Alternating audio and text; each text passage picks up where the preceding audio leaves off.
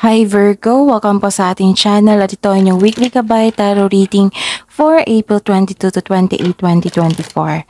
Please be reminded that this is channel reading po, so maaari kayo magka-relate o hindi. Just take what resonates.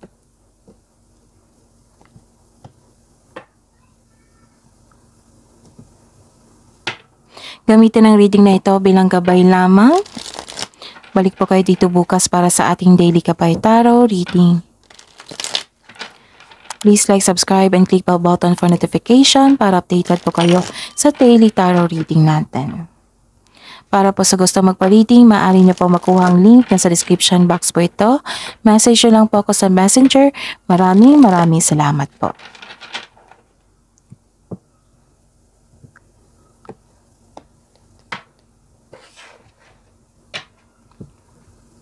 Spirits guys, I need 3 cards po. Ano po ang mga ganap sa week na ito, April 22 to 28, 2024 para po kay Virgo. May nakita ko dito na it might be you ha, it might be you, it might be this woman na maaring magbigay ng sakit ng ulo sa inyo or magbigay ng sakit ng ulo or magbigay ng tulong.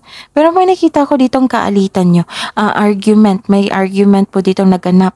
Nagalit kasi kayo kasi nasaktan kayo. Huwag kayong gumawa ng desisyon ha, paggalit kayo. Kasi nakikita ko dito gumawa kayo ng desisyon regarding sa trabaho nyo. And may nakita ko dito na kung may hinintay kayong cheque or kaperahan, darating po ito sa week na ito, Virgo. Pwedeng may dumating na balita, news, information, mensahe. Spirits guys, mensahe nyo po para kay Virgo. I need 2 cards po ngayong April 22 to 28, 2024. So the answers are within you. And lie back, rest, and relax. Baka sobrang pagod ito ha. Spirits guys, ano po ang energy ni Virgo ngayong April 22 to 28, 2024?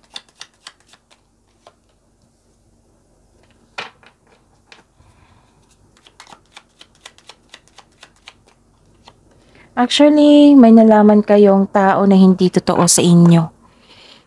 Nalaman mo ito kasi malakas yung intuition. Tapos nagbigay kayo ng time for reflection. May na-realize kayo. Mataas ang intuition mo ngayon, may sekreto kang malalaman ngayon o malalaman mo na kung sino ang manloloko o nanloko sa iyo. So this card also tells you na dapat ikaw ay magpahinga at magnilay-nilay. Babala din ito sa mga kaaway na nagtatagong anyo.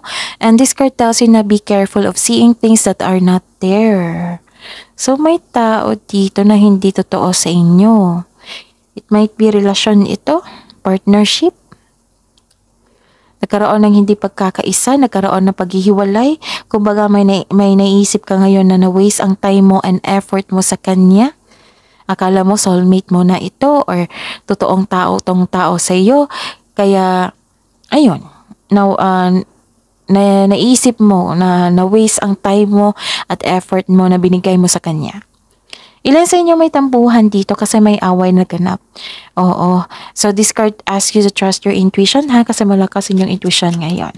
Spirits guides, career and money po ni Virgo ngayong April 22 to 28, 2024.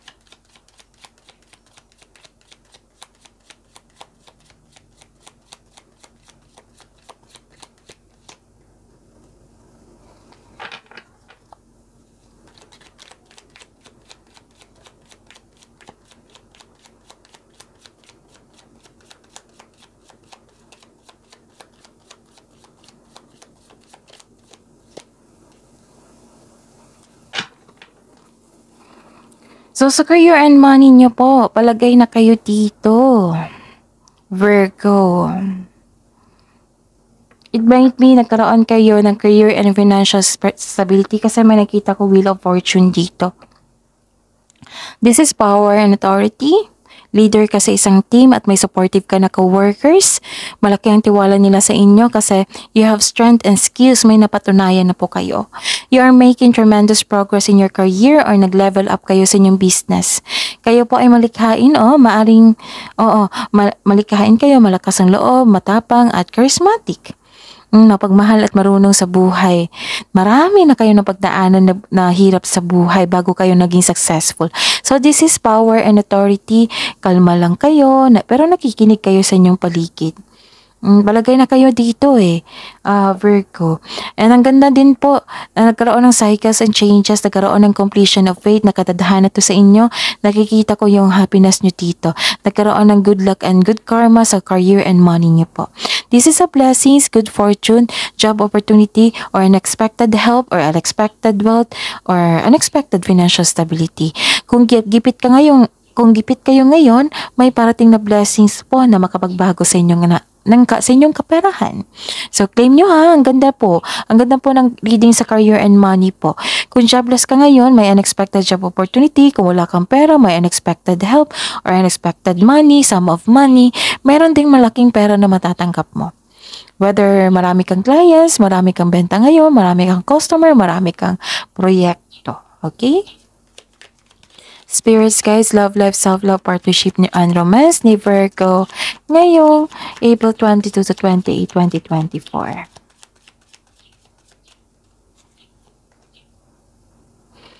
May bagong simula dito.